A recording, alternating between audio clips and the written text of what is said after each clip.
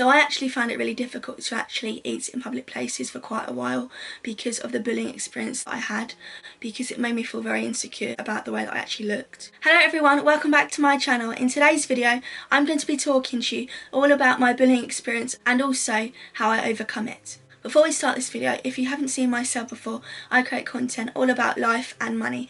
If that is something that you'd be interested in, please do consider subscribing. So let's get into the video. It all started basically, I was probably about 6 or 7 in primary school. My first years of primary school was quite pleasant really. I made friends, I was getting on fairly well.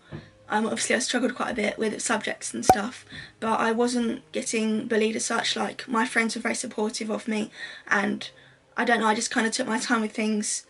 Obviously I was quite a bit slower in my development than children of the same age as me, but I was still trying my very hardest and everything was actually going okay. But then the vivid memory that I actually have is when I was going to the girls' toilets, and I remember I was going in and these 2 girls came out and all they said to me was, "You've got a piggy nose." And I know that must sound quite trivial and quite silly, that it could be classed as bullying, but it is bullying because you're taking the fun out of someone's looks. And I didn't really think much of it, I guess, because I was quite young, and I guess at that age you don't really understand bullying. But I did get upset because obviously I can't really help the way that I look, and obviously it's through something that actually saved my life. But then when I kind of left primary school, through middle school, it actually was okay. Like, I had the best supportive friends ever, and obviously people that know me personally, you all know who you all are, but basically I just had the best time at middle school. Like, that was probably one of my favourite times of school really, because that was the time in between me growing up but also me still having my friends by me. So yeah, my middle school experience was really good actually. I really enjoyed it. And then in the area that I live, the middle schools had to actually shut down like a year or 2 before, because they were all closing the middle schools, so we had to go straight up to secondary school. And my first year of secondary school was actually okay, because I was in a extra support class for like people with learning disabilities. So my first year of secondary school was actually really good because all the teachers were really supportive of me and, like, I guess my developmental problems and stuff. Obviously the teachers, you know, they have to help you. My first year was really good, and then I was probably about in year 10 or 11 when people actually started, I guess, noticing me, because when I was younger I guess I was quite immature and I did silly things, but I think we all do at that age. But yeah, because of that I feel like people took advantage of me and they saw that I was, I guess, a bit vulnerable. But yeah, so I know, when I look back now, I know that I did stupid things, like we all do stupid things when we're young, but I feel like because of that, I feel like people did actually take fun out of me and laugh at me. And that was when I used to have quite a lot of arguments with my friends because I used to be quite immature. And looking back now, I do actually understand that I was quite immature at times and I didn't act my age at all. And basically, kind of all stopped essentially, but I had this friend who I thought was my friend outside of school, and one day I was in town going into Card Factory, and I saw her and her friends come in, and she saw me in there and she started laughing with her friends, and that was the moment that I really felt like very insecure myself and very like vulnerable, because nobody can help the way that they look. Like, it doesn't matter if you're thin, you're fat, whatever, like at the end of the day it's the person inside that matters, because the person inside is what actually matters, and that's the person that can actually change your life. Like, your looks you can't necessarily change, but you can change your attitude inside of you. Like, if you're a horrible person you can change that with lessons, but you can't change your looks. So that really upset me because I just felt very vulnerable.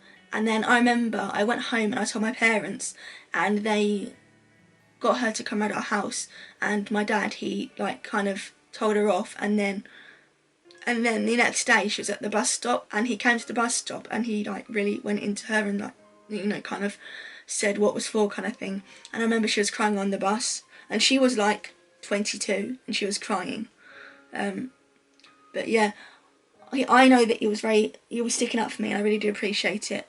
Like even now I have insecurities. I feel like that is one of the main reasons why I've really struggled with my confidence, because although my bullying experiences were very trivial and very minor in a sense, because they weren't actually physical, I feel like anything in life can actually trigger something and can actually halter and, you know, stunt your development in any way. Because, you know, even if it's cyberbullying, you know, I've been trolled and so has my mum regarding the national papers that we were in, but that's besides the point. You know, that in itself is bullying, because people are saying nasty things about you. And when that actually happened to me, I didn't feel nothing. I just kind of let it go over my head. And I feel that is because I've grown up a lot and I've realised that there are nasty people in the world. And I feel like, you know, if you were to fuel their fire, essentially, then they are going to get what they want. So it's important that when people are actually trying to get your attention in that way, that you ignore it. I know it's harder said than done, but when people are being horrible, it's only because they're jealous or because they are actually struggling in themselves.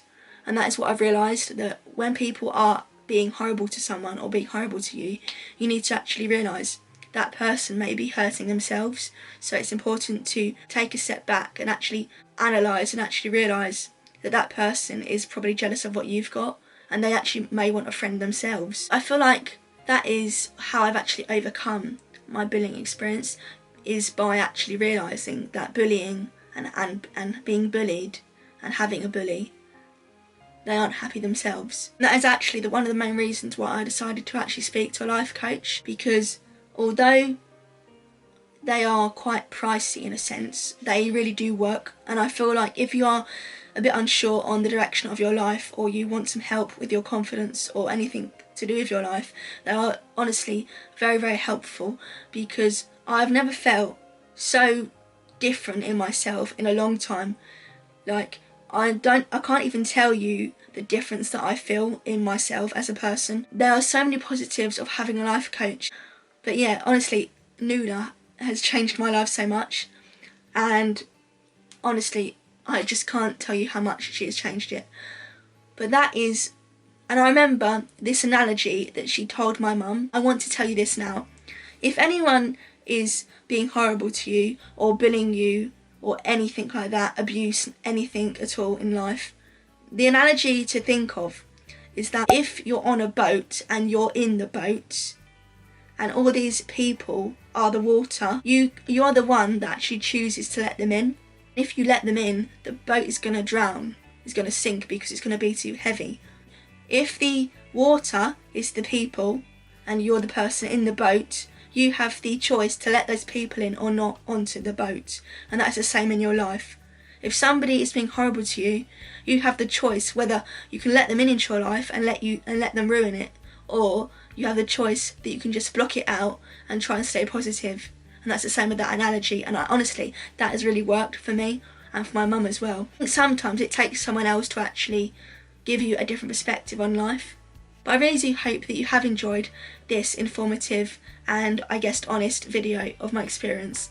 And before I go, I really do understand and appreciate that everyone's situation is obviously different, and I hope that I haven't offended anyone. But yeah, if you did enjoy the video, please do remember to like, subscribe and comment, and hopefully I should see you in the next video. Stay safe. Bye for now.